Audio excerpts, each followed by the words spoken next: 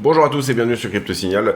Aujourd'hui, on va faire le point sur la petite baisse qu'il y a eu hier et on va regarder tout ce qui peut être effectivement haussier dans la zone, tout ce qui peut être effectivement baissier. Donc, on va faire vraiment l'analyse du champ des possibles et puis derrière, bien évidemment, on va élaborer un scénario privilégié, on va dire ça comme ça. On va également regarder des choses qui pourraient amener un petit peu de hausse des prix, c'est-à-dire potentiellement de l'augmentation des prix du pétrole. Ça, je pense que ça va être assez rapide aussi. Et puis après, on fait la routine habituelle, c'est-à-dire tout simplement en premier la technique, en deuxième le fondamental, en troisième le sentiment, comme d'habitude. Allez, intro.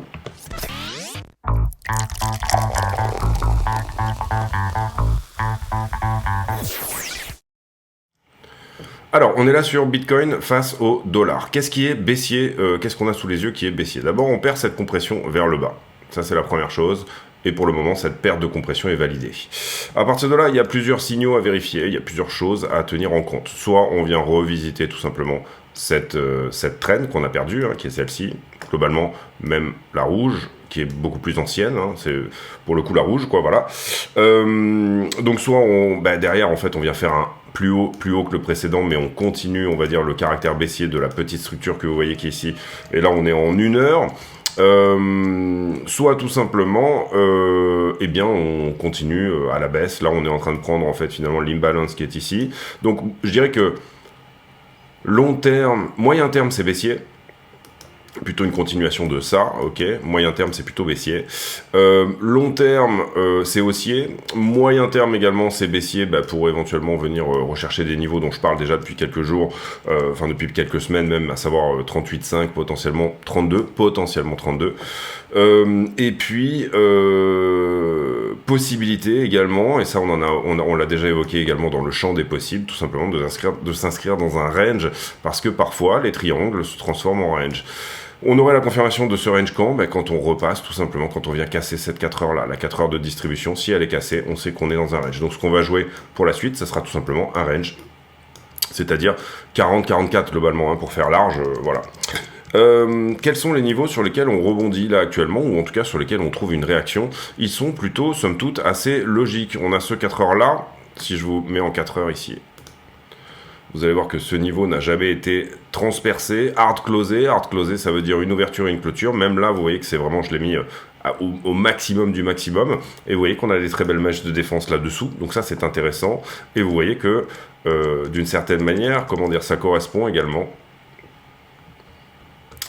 Ça correspond également, donc je disais, à ce 4 heures là, et on a le 1 heure en dessous qui est le même niveau, globalement, mais on l'a mis en 1 heure ici pour avoir quelque chose de peut-être plus précis. Si jamais on vient clôturer une bougie entière, ouverture et clôture en deçà de ce niveau-là, on sait que ce niveau est perdu. Et donc à ce moment-là, on se dirige potentiellement, je dirais dans un premier temps peut-être vers 39,3, 38,5 quasi sûr, et éventuellement, encore une fois, un dip au 32.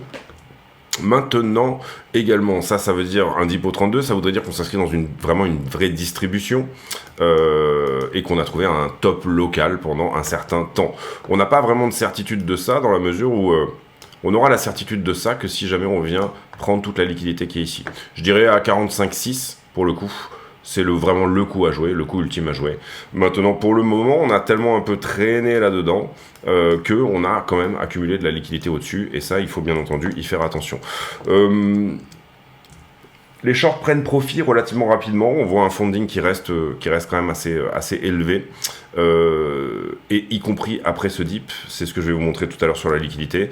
Donc du coup, vraiment, il y a pas mal de scénarios ici qui sont jouables. Personnellement, je jouerais plutôt le long intraday ici, là-dessus. Donc à la revisite de ce niveau, si jamais on y retourne, pour aller chercher déjà la trend, je dirais 41,8. Je vous ai mis également un niveau 1 minute qui est cohérent ici. 1 minute, on va vraiment chercher ici de la mèche en 1 minute, on va un peu loin dans le délire, mais globalement je trouve que ça serait cohérent. Vous le voyez ici, on baisse, ensuite on vient revisiter un niveau, derrière on fait une forte baisse, et ensuite on revient refaire une mèche 1 minute au-dessus de ce niveau. Ce niveau-là, moi je le trouve intéressant pour repousser, en revanche, hein, d'accord? Là, ça serait un niveau sur lequel on peut repousser. Pour le moment, on n'est peut-être pas rentré dans ce trade. Ce qu'on peut regarder en tout cas, d'une certaine manière, et là vous comprenez qu'on est en 1 minute, c'est une très jolie épaule tête-épaule inversée ici, qui elle nous donne à peu près les targets qui valent à ça, je pense, et là vous comprenez qu'on est en train de la casser. Donc le 4 heures qui est là, pour le moment, a tenu. L'épaule tête-épaule qui est là, pour le moment, est en train de casser. Quels sont les targets de cette épaule tête-épaule inversée, hein. Allez, globalement, si on la prend à plat, allez, on va la prendre par rapport à ici. Légèrement au-dessus des 41,8 dont je vous parlais tout à l'heure. Quelque part autour de 42. On a aussi un niveau 1 minute ici, alors je l'ai mis un peu haut là. Voilà, qui se trouverait à peu près par ici. Donc voilà, vous avez ici tout le champ des possibles, je dirais. À savoir une baisse plus importante, mais là on va certainement venir faire un creux au-dessus et derrière, si on perd la structure, une baisse. Un rebond, hein, bien évidemment.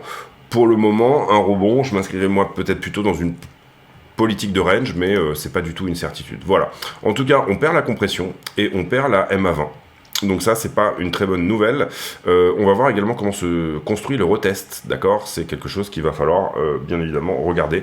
Et la 4 heures. Vous avez ici les deux endroits. Soit on reteste, on se fait dégager. On reteste l'Apex, par exemple, ici. On se fait dégager. Soit on repasse la 4 heures. Dans ces cas-là, on va plutôt jouer un range. Si jamais on se fait repousser par les deux niveaux, un ou l'autre des niveaux 1 minute que je vous ai montré, à ce moment-là, pour moi, c'est on va plus bas et peut-être beaucoup plus bas. C'est ce qu'on va voir également dans les autres time frames. Je vous ai quand même tracé la parallèle de ça, d'accord? Au sens où, si jamais on est dans un flag, à ce moment-là, c'est 38,5 et on casse la 4 heures et on va beaucoup plus haut. C'est une possibilité aussi. Je vous donnerai après mes scénarios privilégiés. Là, pour l'instant, on établit le champ des possibles, et puis après, en fonction de la liquidité, de toute l'analyse, du fondat, de toutes ces choses-là, et bien à ce moment-là, on viendra tout simplement faire un scénario. En ce qui concerne Ether contre BTC, eh bien, on est toujours dans la souffrance, hein, ici, vous le comprenez. Distribution qui se passe comme suit. Pour le moment, c'est peut-être plutôt une compression, mais entre guillemets, on voit que ça a du mal. Maintenant, par contre, si on casse ça, si on casse la 4 heures, pour le coup, on revient effectivement, et là, on fait la vraie structure haussière sur Ethereum contre Bitcoin. Pour le moment, on est plutôt dans le mal, hein, je vous le cache pas, avec un Bitcoin qui dip et un Ether qui dip encore plus, en fait, finalement. Derrière, on a également un Bitcoin qui se reprend et un Ether qui ne se reprend pas aussi vite. Donc, en termes de scénario actuel, le marché est plutôt en train de passer risk-off. Sur Ether, c'est un peu la même chose en termes de niveau, c'est-à-dire vous avez ce niveau 4 heures ici. Pour le moment, vous voyez que lui n'est pas repassé au-dessus, contrairement à Bitcoin. Et vous voyez qu'on est en train de potentiellement perdre la trend qui est celle-ci, et on a perdu également la MA20 daily. Donc du coup, voilà, on surveillera ça de près également. Hop, sur Ether, vous avez les niveaux suivants ici, 1927, 1762. Moi, sur Ether, j'en mets pas beaucoup plus, parce que c'est peut-être pas la peine de charger. Autant sur Bitcoin, j'aime bien charger, autant sur Ether, j'en mets un peu moins, parce que je prends moins de trades sur Ether que sur Bitcoin, tout simplement. Ensuite, le Total 3, donc toutes les alts contre Bitcoin, Ethereum. Là, pour le coup, la 4 heures, elle est magnifique, elle est ici. Pour le moment, on rebondit dessus.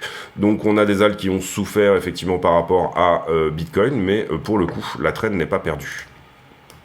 Ici, vous la voyez, c'est la marron. Pour le coup, on reste dans le même momentum, typiquement. Enfoncer ça, c'est faire un double top, inversion de la structure, donc on va plus bas. Tenir ça, c'est faire tout simplement un W, c'est-à-dire on se reprend, on range un petit peu et on se reprend une flat, si vous préférez.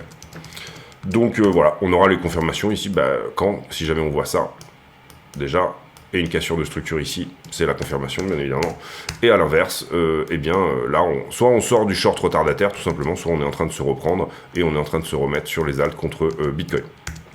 Ça a quand même pas mal saigné sur les alts, hein, vous le voyez ici, c'est les alts contre Bitcoin là qu'on regarde, donc ça a quand même pas mal saigné. Maintenant, aucune inversion de structure ici pour le moment, ça tient la 4 heures qui est celle-ci, ça pourrait être une flat, comme ça pourrait être un double top, ok. Bitcoin dominance, pas vraiment de nouveau, on est toujours sur trend ici, vous voyez que dans ce dip en revanche, ce qu'on peut regarder c'est que la Bitcoin dominance s'est appréciée. Donc du coup, le marché passe risk-off. Risk-off, ça veut dire Bitcoin ou stablecoin pour moi, mais risk-off, Bitcoin est devenu un risk-off pour moi sur le marché des cryptos en ce moment. Et derrière, la stablecoin dominance, alors là, l'analyse est un peu plus mitigée. Plus mitigée, je dirais baissière, voilà, d'une certaine manière. On est toujours dans cette structure baissière sur la stablecoin dominance, d'accord. Donc ça, c'est une bonne chose. Stablecoin dominance qui baisse égale Bitcoin qui augmente et crypto qui augmente. Maintenant, par contre, on casse la trend de distribution qui était celle-ci. Vous le voyez ici. Donc le risque, finalement, c'est quoi? C'est de donner vie à ce W-là de retournement, avoir une stablecoin dominance qui repasse haussière et finalement être en train de casser un biseau descendant que vous voyez comme ça. Si jamais on est là-dedans, eh bien, déjà, elle n'est pas très bien placée, ma traîne du bas. Je ne sais pas pourquoi. Voilà. Eh bien, 1, 2, 3, 4, 5. Donc, pour un biseau, 5 vagues, c'est correct. Derrière, on casse le biseau. En général, sur un biseau, on revient en haut de vague 2.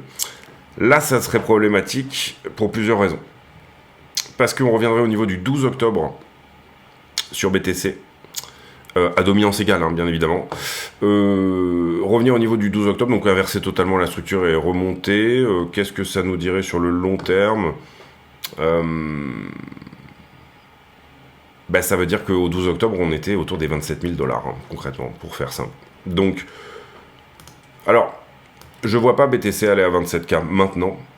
Maintenant, 27K correspond à pas mal de choses. Alors, on va être dans l'analyse très baissière, là, d'accord? C'est pour ça qu'on a abordé la stablecoin dominance en dernier. Encore une fois, on parle du champ des possibles, et on n'élabore pas ici les scénarios qui vont nécessairement se produire. Mais quand je fais ici le volume profile de toute cette zone-là, j'ai 27K comme étant l'endroit où il y a eu le plus de business. Sur toute cette montée, depuis 20K, 27K est le creux majeur, ok? Ce creux-là est le creux majeur, ok? Il y a, avant ça, une vallée, qui est celle-ci, qui est censée protéger ce creux. Donc cette vallée-là, vous le comprenez, elle est à 31,7. Théoriquement, doit faire son boulot, d'autant plus que j'ai énormément de business, bien évidemment, dans ce range dans lequel on a passé une quantité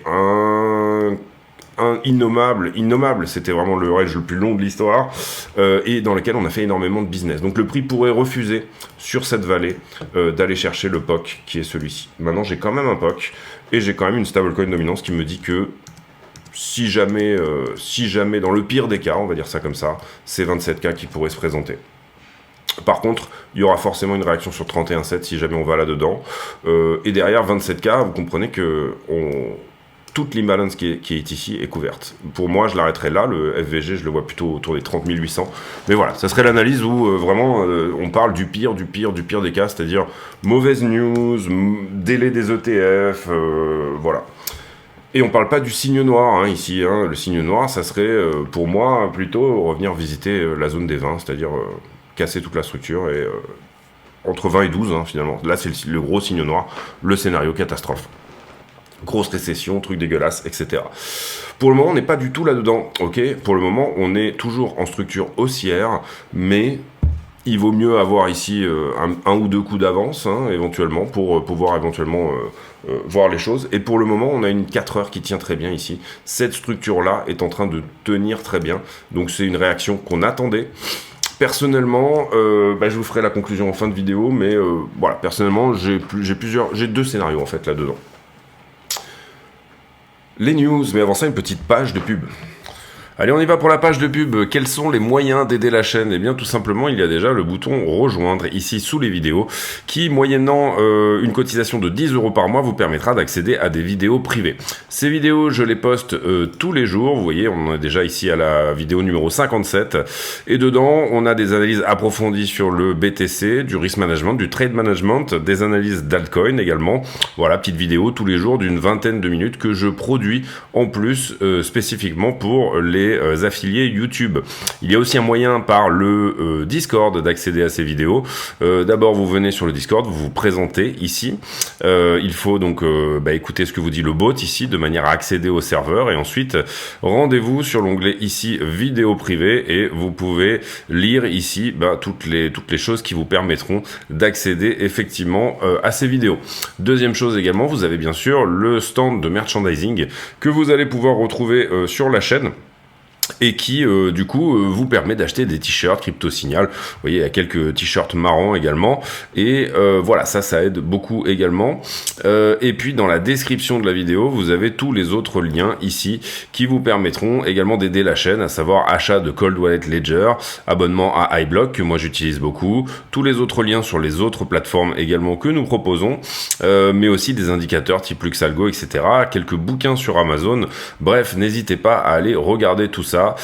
En plus de la vidéo publique, il y a donc pas mal de choses, et notamment, je pense, le Discord qui fonctionne très bien avec, vous le voyez ici, toute une communauté qui va poster ses analyses, et donc ça, c'est quand même extrêmement intéressant.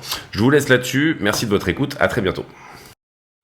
Et j'en profite pour vous dire que cette année, tous les bénéfices de la chaîne sont reversés à l'association Mécénat Chirurgie Cardiaque. On passe sur la news. Qu'est-ce que j'ai tweeté dernièrement? Alors pas grand chose. On parle ici de FTX. Probablement que en fait les 1,45 milliards qui manquent un petit peu dans le compte, puisque vous le savez que FTX va rembourser, mais à la valeur du 11 novembre 2022, c'est-à-dire quand le BTC était à 17 000 $, et bien tout le reste, la différence va dans la poche des avocats, avec 1,5 million de dollars de frais par jour. Alors il y a quelqu'un dans les commentaires de ce tweet qui a fait le calcul, et il disait ça fait 600 personnes qui travaillent à 100 $ de l'heure pendant X temps, etc. Non, il y a évidemment des pourcentages, des choses comme ça, etc. Ça ne sont pas que des honoraires. Cependant, c'est vraiment dégueulasse. Et donc du coup, bien évidemment, il y a une levée de bouclier, et potentiellement même une action en justice qui va se faire de la part de ceux qui ont beaucoup perdu sur FTX. Ensuite, ici, distribution en cours, peut-être, en tout cas, les 10 000 bitcoins, vous le voyez, donc là, dans le rouge, on distribue, dans le bleu, on accumule. Beaucoup de zones neutres sur les petits, pas mal d'accumulation quand même pour les 100 bitcoins à 10 000 bitcoins, et les supérieurs à 10 000 bitcoins, les mega whales, les baleines à boss comme on les appelle, qui elles sont totalement dans la distribution. Donc on va voir comment ça se met en place. On n'est pas nécessairement dans une distribution, encore une fois. Il se peut que ça soit juste une temporisation, une consolidation, que certains prennent profit mais d'autres rentrent quand même. Maintenant, c'est quand même pas des choses nécessairement qu'on aime voir. Ici également, pas grand chose sur le Wall Street Journal, un hack sur les Bored Ape Yacht Club sur la plateforme NFT Trader. Je crois que le gars a rendu les Bored Ape Yacht Club, je crois que c'est Yuga Labs qui a tout racheté, ils ont donné un bounty de 10% aux gars, et désormais les NFT vont être rendus à leurs propriétaires. Celestia, on va passer, j'ai fait une analyse sur Celestia, il y a de ça 2-3 jours, je crois, dans la section abonnés, affiliés, pour les vidéos des affiliés. Ici, les ordinals qui posent quand même un problème en ce moment, toutes les inscriptions, globalement toutes les blockchains sont un peu saturées d'inscriptions, et en ce moment on a vu Arbitrum qui a été mis à l'arrêt pendant 1 heure, c'était hier je crois, et puis les ZKEVM également qui ont été assez mis à mal sur les inscriptions, donc ça fonctionne très bien, c'est un secteur qui a la hype en ce moment, mais qui pose des problèmes par rapport aux frais de transaction, notamment sur Bitcoin. Derrière, on serait totalement bearish à partir des 41,5. On est en dessous là, non. Ouais, on est à 41,3. Voici les choses à savoir cette semaine. On va passer là-dessus. Ça n'a pas l'air extrêmement intéressant. Bloomberg. Alors ça, c'est plutôt intéressant. Enfin, c'est de la macro, mais voilà. BP qui dit, maintenant, nos tankers ne passeront plus par la mer Rouge. Et concrètement, la mer Rouge, je vous ai préparé ça là, ici. Elle est où? Elle est ici. Donc la mer Rouge, c'est l'accès au canal de Suez depuis le Qatar, l'Arabie Saoudite, le Koweït, l'Iran. Tous les pays finalement pétroliers ne contournent pas l'Afrique, mais ils passent par le canal de Suez. Ne pas passer par la mer Rouge, et pourquoi on ne passe pas par la mer Rouge? Parce que tout simplement, c'est le détroit d'Ormuz, je crois, si je ne me trompe pas ça. Je sais plus. Non, le détroit d'Ormuz, il est là, pardon, excusez-moi. Ce détroit-là, vous avez les Houthis et le Yémen en face, donc ils considèrent que c'est trop dangereux. C'est probablement une manœuvre de la part du cartel du pétrole pour parce que la zone est pas dans la tranquillité la plus incroyable en ce moment, notamment par rapport à Israël, bien évidemment. Là, on a un petit peu des cartels du pétrole qui sont à la manœuvre, globalement pour faire remonter un petit peu le prix du pétrole. Hein. Après, puisque vous avez la moitié de la marine américaine qui est dans cette zone-là. Maintenant, je cherche le prix du pétrole. On l'a pas regardé depuis un moment d'ailleurs. Concrètement, si vous regardez le prix du pétrole, qu'est-ce qui se passe? Eh bien, vous le voyez ici, ça pousse depuis 4 jours maintenant. Hein. Ça pousse de combien? Allez, un petit 9%. Mais on est bien en daily. Je disais depuis 4 jours, mais j'avais aucune idée de quelle était la time frame. On va pas prendre du US Oil, on va prendre UK, donc le baril de Brent. Et là, concrètement, qu'est-ce que vous voyez ici les niveaux pré-Covid. Pendant le Covid, on était descendu à 15$ le baril. Là, hein, ici, hein, ça coûtait plus cher de stocker du pétrole que de le balancer dans la mer, tout simplement. D'ailleurs, il y a beaucoup de traders qui se sont mangés les dents là-dessus. Et puis voilà. Et puis derrière, on se reprend, bien évidemment, pendant la reprise économique, on va appeler ça comme ça. Et puis derrière, on trouve un support sur les niveaux pré-Covid, et ça depuis un certain moment. Et là, vous voyez que ce support est en train de réagir à nouveau. Donc le contexte géopolitique fait que c'est le cas. Ici, c'était l'Arabie Saoudite et la Russie qui coupaient leur production d'1 million de barils jour. Donc ça a fait remonter les prix, bien évidemment. Depuis, on s'était repris. Et vous voyez que, globalement, les cartels du pétrole ne veulent pas d'un dollar qui soit en dessous des 75 le baril. Là, concrètement, vous avez ici... Puisque, je dis les cartels du pétrole, mais c'est une expression qui existe, hein, voilà. Vous avez ici des oligopoles, vous avez quelques-uns qui font la loi dans ce domaine-là, et vous avez même des États ici. Et concrètement, ce qu'on peut voir quand même, c'est qu'il y a une très faible volonté, malgré le fait que le marché en ce moment price une récession future éventuellement, il y a une très faible volonté d'aller sous ces niveaux-là, tout simplement parce qu'on n'a rien en dessous. Vous voyez ce que je veux dire? On a cette espèce d'énorme... Il n'y a pas de conso en dessous, il n'y a rien. Donc là, les mecs se disent, bon, ça serait quand même une sacrée galère pour nous si jamais on revenait dans des niveaux pré-Covid. Vous voyez que, globalement, la structure, on n'a pas l'impression quand on passe à la pompe, mais sur le pétrole, la structure est baissière. Excusez-moi, enfin on est plutôt dans un élargissement. Élargissement descendant, donc attention que ça casse pas à la hausse, c'est-à-dire que ça nous enverrait ici, je vous le dessine là quand même, globalement rapidos. 1, 2, 3, 4, là on touche pas, donc ça me gêne un petit peu. 4, 5, admettons, il faudrait plutôt la mettre comme ça, mais elle aurait peut-être déjà cassé. Comme ça, d'accord? Plutôt quelque chose comme ceci. 1, 2, 3, 4, 5. Ici, on en est sorti par le haut. Là, c'est juste un retest. Et on va se faire défoncer sur les prix du pétrole. Et ça, pendant plusieurs années. Possible. C'est une analyse technique comme une autre. Hein. Encore une fois, on peut être aussi sur double top. Et on revient attaquer, je dirais, là. Ça serait l'endroit, ici, là où on a une première latéralisation là. Ça serait ça. D'accord ? 43$ le baril, ça c'est s'il y a une récession, très bonne chance d'y aller. S'il y a une reprise économique en revanche et un contexte géopolitique qui est plutôt mauvais, très bonne chance de péter le top ici sur le pétrole et donc de voir un jour un pétrole à 200$ le baril. 22 minutes, j'en étais où? J'étais par là. Toujours pareil, BP qui dit qu'ils ne mettent plus leur tanker dans la mer Rouge. Ici, on va passer là-dessus également. Alors, comprenez bien qu'une hausse des prix du pétrole n'est pas une très bonne chose pour l'inflation. Même si Powell, ce sera de l'inflation importée, Powell peut rien faire sur cette inflation-là, on va dire. Mais voilà, c'est quand même pas une très bonne chose. Et ça voudrait dire, bien évidemment, une grosse période type choc pétrolier de 73-78 où on est un peu dans une stagflation. Voilà, une crise économique un peu plus longue, quelque chose qui soit un petit peu plus latent. Comment Bitcoin va s'en sortir dans cette zone-là, sincèrement, on ne sait pas. Bitcoin n'a jamais vécu une vraie récession depuis qu'il a été créé en 2009. La dernière vraie récession, c'était 2008. Il a été créé pour ça, d'ailleurs. Il a été créé pour ces contextes de récession. Est-ce que le fondat anti-inflationniste de Bitcoin prendra le dessus? Ou alors est-ce que Bitcoin sera toujours tradé comme une action tech, on va dire ça comme ça, c'est-à-dire comme Google, Amazon et Facebook, Nvidia, que sais-je? C'est un peu la question à laquelle on n'a pour le moment pas la réponse. En tout cas, pour le moment, ça décorrèle pas trop mal du S&P 500. Révision du GDP, ça sera pour jeudi. Donc, c'est la dernière révision pour le 3e trimestre. Dernière révision, ça veut dire qu'on aura le chiffre final de quelle a été la croissance américaine pendant le troisième trimestre, et on aura le PCE vendredi. Donc peut-être plutôt, je dirais plutôt quand même un peu de vol jeudi, mais c'est pas énorme parce qu'on a déjà les chiffres. Il faut juste qu'ils soient les mêmes que la deuxième révision, parce qu'il y a 3 révisions en tout du GDP.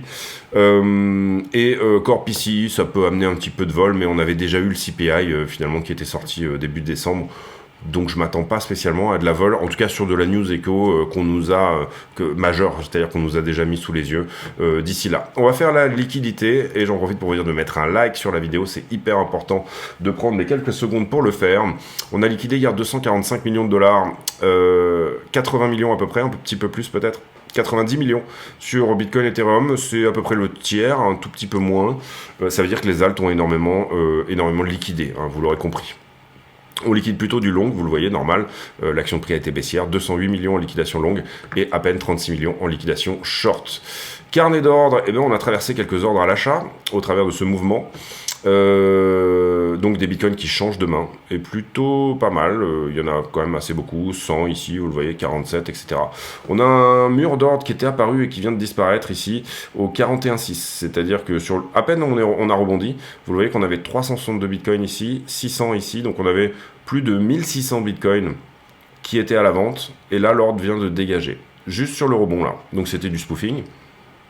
Des faux ordres qui vous disent non, on n'ira jamais au-dessus des 41,6.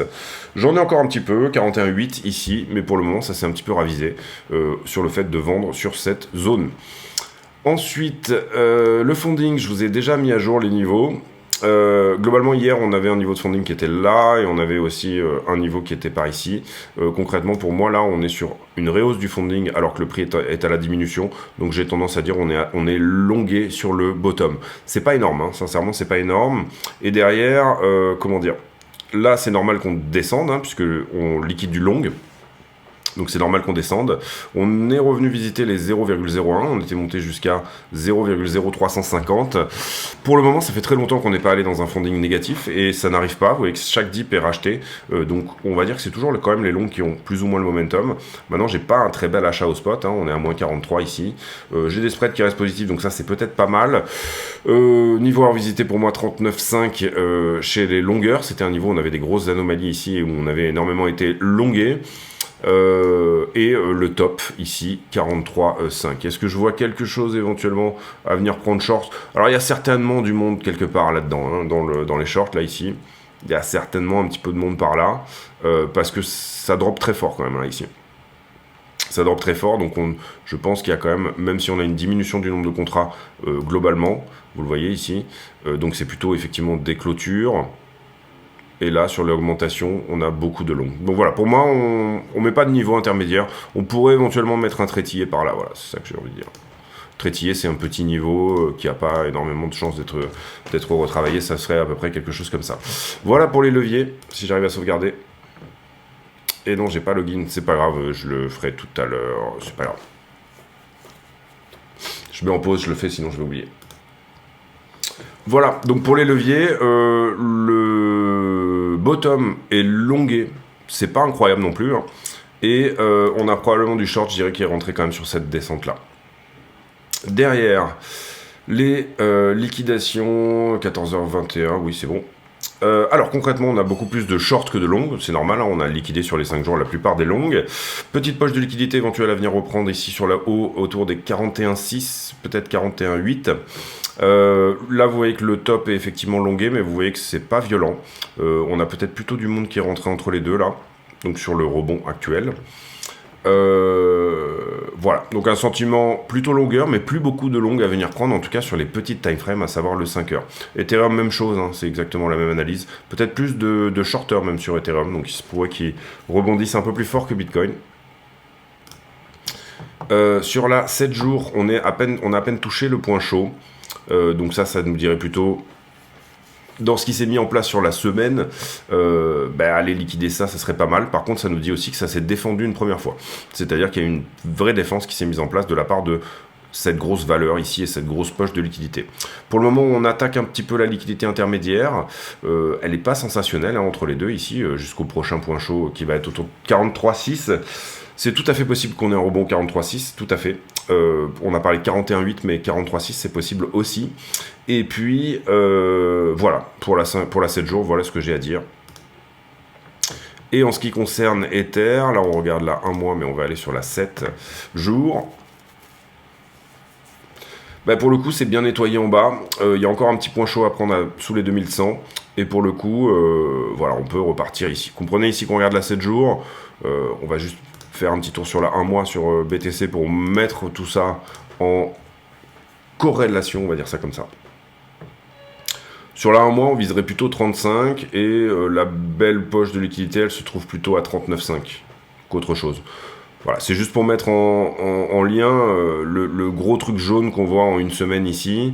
Bah, finalement, quand on le monte sur la 1 mois, on met juste en perspective qu'il y a bien évidemment beaucoup de gens ici qui étaient là-dedans, qui sont déjà sortis. Hein. On est d'accord. Donc un funding plutôt positif, un pétrole qui va peut-être augmenter,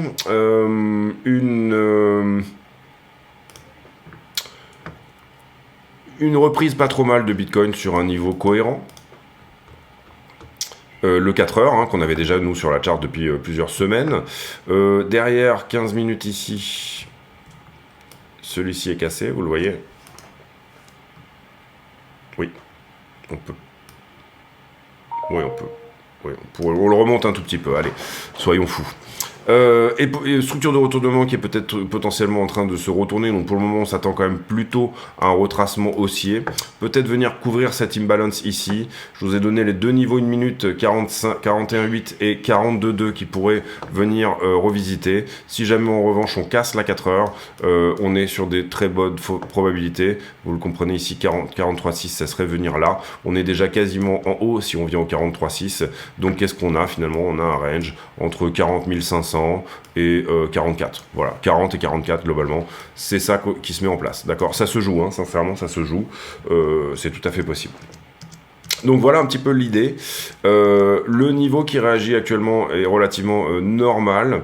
Mon scénario privilégié, moi, c'est une continuation de la baisse, mais je vois vraiment un 50-50 pour un range, quoi. C'est-à-dire que là, à ce stade, on peut pas exclure un range. Voilà, on peut vraiment pas l'exclure. Donc revenir ici dans ces zones-là n'est pas du tout exclu.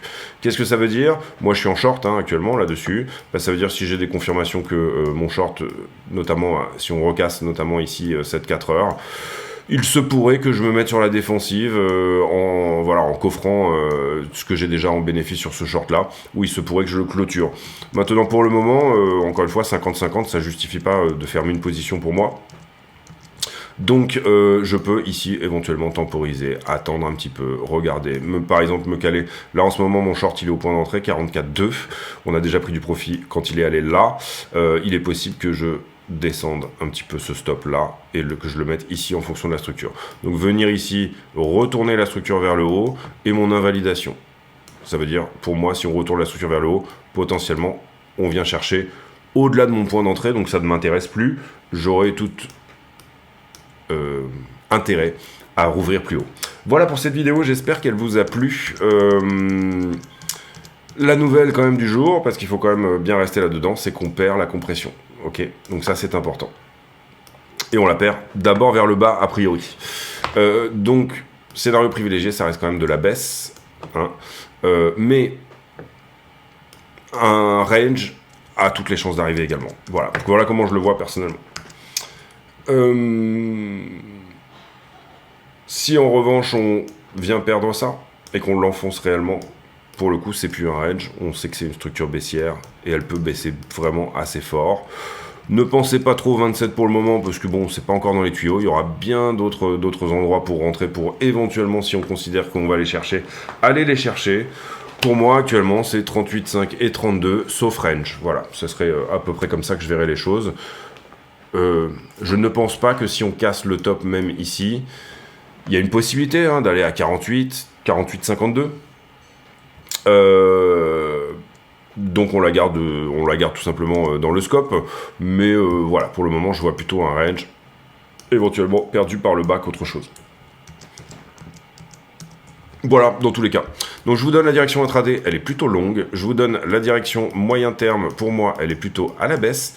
Et la direction long terme, bien sûr, est haussière, aucun problème avec ça. Et donc voilà, démerdez-vous avec ça, hein, mais c'est déjà pas mal. On se retrouve demain pour une nouvelle vidéo. N'hésitez pas à aller voir le prix dans des toutes petites time frames, 5 minutes, 1 minute, toutes ces choses-là. Parce que du coup, ça peut vous donner vraiment des niveaux intéressants, toutes ces choses-là.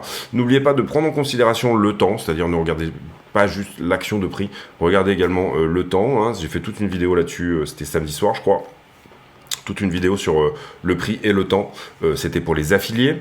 Et puis, on se retrouve demain pour une nouvelle vidéo. J'ai pour habitude en fin de vidéo de poser une question à la con, c'est-à-dire une question qui n'a rien à voir avec le prix du Bitcoin. Et la question du jour, en l'occurrence, elle sera... tiens, combien de fois par jour est-ce que vous pensez que vous regardez le prix du Bitcoin? Quel est le nombre de fois par jour où vous estimeriez à peu près? Est-ce que c'est toutes les heures? Est-ce que c'est toutes les 5 minutes? Est-ce que c'est... voilà, ça m'intéresse. Ça a à voir avec le prix du Bitcoin du coup, mais ça nous permet d'avoir des conversations également dans les commentaires. Je vous souhaite à tous une très bonne journée. On se retrouve demain. D'ici là, portez-vous bien. Ciao, ciao.